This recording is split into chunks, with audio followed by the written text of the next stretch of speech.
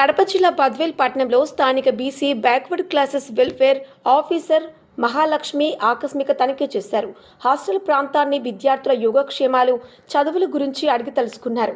Hostel నందు వసతులు ఎలా ఉన్నాయి, విద్యార్థులకు ప్రభుత్వానికి నిర్ణయించిన మెనూ పాటిస్తున్నారా లేదా విద్యార్థులను అడిగి తెలుసుకున్నారు. హాస్టల్ వార్డెన్ మరియు సిబ్బందితో పలు విషయాలపై ఆరా తీశారు.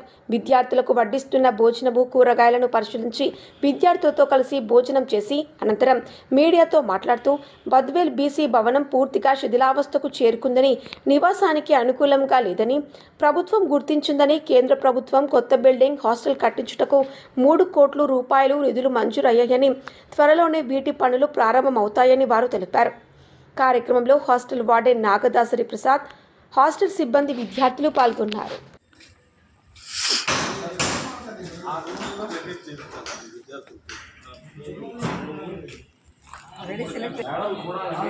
ఆల్రెడీ లాక్ మనము దీని గురించి ఏమి చెప్పడానికి కూడా ఏం లేదు. ఎప్పుడో మరి బిల్డింగ్ వెకేట్ చేసుకొని మనం చేసినట్టయితే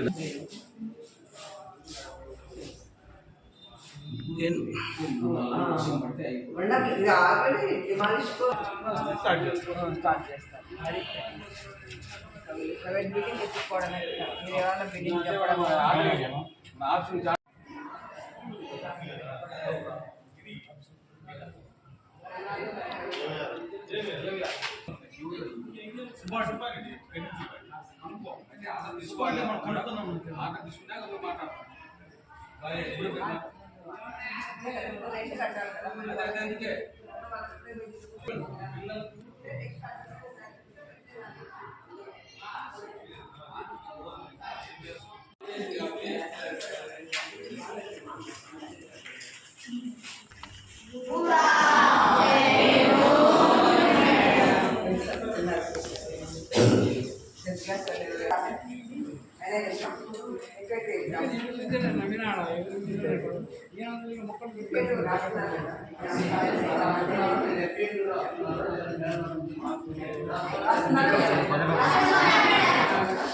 మార్నింగ్ ఎక్సర్సైజ్ చేస్తున్నారా?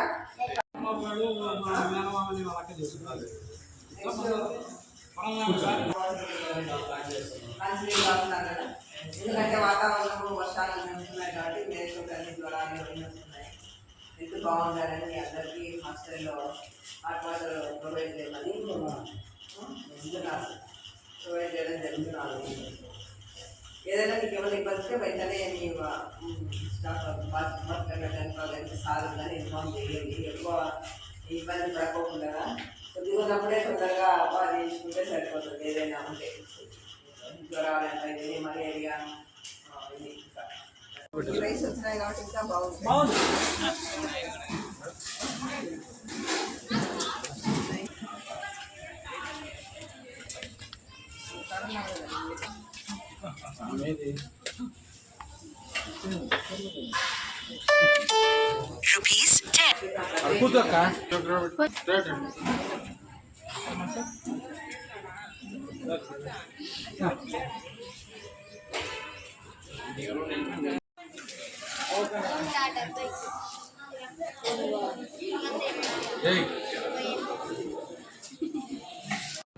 కడప హాస్టల్ ఒకటి, బాయ్స్ హాస్టల్ ఒకటి, college, next Badvel BC boys hostel.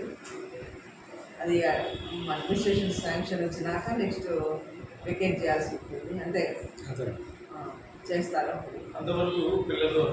రక్షణ చర్యలు తీసుకోవాల్సిందిగా